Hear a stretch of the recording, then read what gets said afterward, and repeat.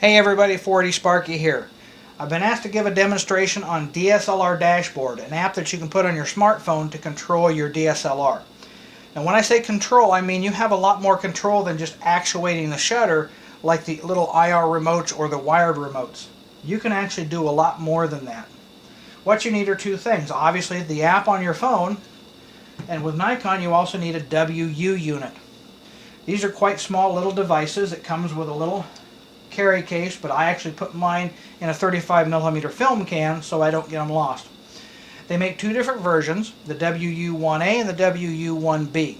They function the same, the only difference is the connection on the end that plugs into the camera. Some cameras have one type of connection, some have another. So make sure first off your camera will accept one of these, and second off make sure you get the right one. They're $60 from Nikon. I don't know if there's third-party versions available. I'm not really interested in getting into that. But they're really easy to use. You simply plug them into the camera and turn your camera on. Now, before you actually set this up, you also want to make sure that you are in the mode up here, the mode dial. Whether you want auto, program, shutter, aperture, priority, or manual. Make sure that you are in the mode that you want, and also that your focus is turned on both the camera and the lens, because those are physical, mechanical choices. They're not electronic. So you can't change those with the app. So make sure those are where you want them. I'm going to set the camera to manual. Now, the next thing I need to do is tell my phone to connect to the wireless unit. And I do that by going into settings and clicking on Wi-Fi. You'll see that Nikon WU unit and a serial number comes up. You don't need to worry about the number, just Nikon. Right now I'm connected to my home's wireless. I'm going to override that by connecting to the Nikon wireless unit, and that's how fast it is. I can now go back and launch DSLR Dashboard, and for some reason you'd need to tell it to still connect again. And here's the main screen. As you can see, there's a lot of icons around the center of the screen. We'll get into what goes on in the center of the screen here in just a second. You can take a photograph, you can set autofocus, you can do time-lapse, you can start a movie, you can do live view bracketing, you can do self-timer, you can change the ISO, you can change the white balance, you can change the meter mode, you can do burst shots, you can change the EV. In fact, I need to change that back to 0 right now. I can see that. But as I look at this, and I'm in manual mode, I can see I'm 2.3 stops overexposed. What I'm going to do here first is I'm going to initiate live view so you can see that I've got these keys set up, and I'm going to set them up to where we have something to take a photograph of. Let's do that right there. I'm 2.3 stops overexposed by the little meter, and this is the same meter that you would see on the monitor or in the eyepiece. It looks exactly the same. If I change my EV, I get the same symbol.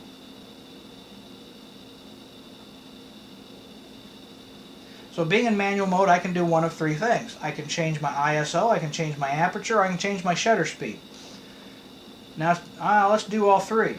Let's change. We're overexposed, so let's go from ISO 3200 to 1600. That should change it down to 1.7 EV. They're very good.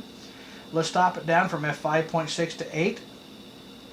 That drops it down to 7.7 EV. I need to increase my shutter speed 2/3 of a stop, so we'll go to 1/10 of a stop. And now we have a 0 EV. We have a correct exposure according to the camera meter. At this point, I can choose to autofocus the lens.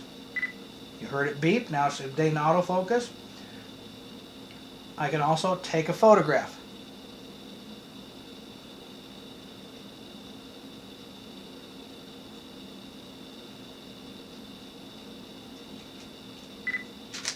I don't know why it took so long on that one.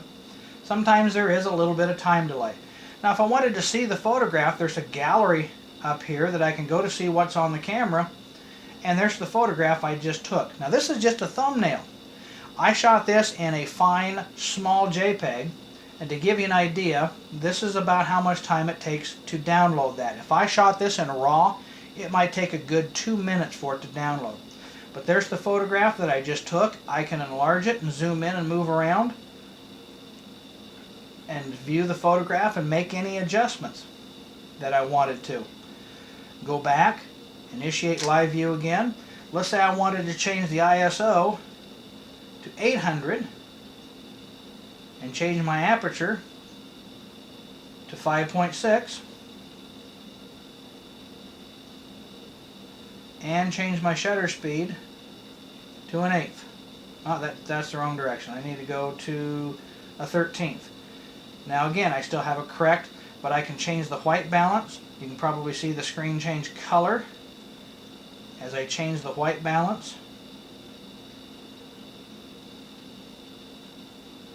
Or I can choose a white balance for flash.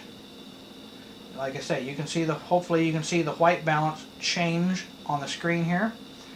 You can shoot raw, JPEG, or both, and you can choose basic, normal, fine.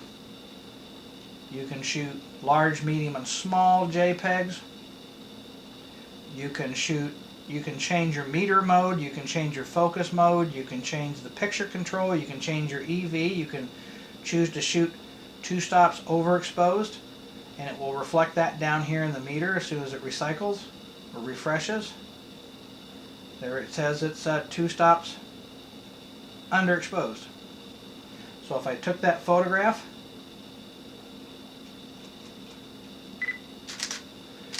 and I can go to the gallery and see what's on the camera. There's the photograph I just took on the left. You notice it's a little bit darker than the one on the right. That's because it's 2 stops underexposed. So like I say, you can do a lot of different things with this, especially the live view. If you can move your camera. But like I say, the 2 things you can't change is the shooting mode and the autofocus. So make sure you have those on. But just about anything else that you can do with the menus on the back, or the buttons on the back, or the command, some of the command dials, you can do here. So as you can see, it's a rather versatile program. It is not, I don't think, on Google Play because it is not a, registered or official app, but there are ways around that. So anyway, that's a review of DSLR Dashboard and what you can do with it. It's far more versatile than a simple wired or wireless remote that actuates the shutter.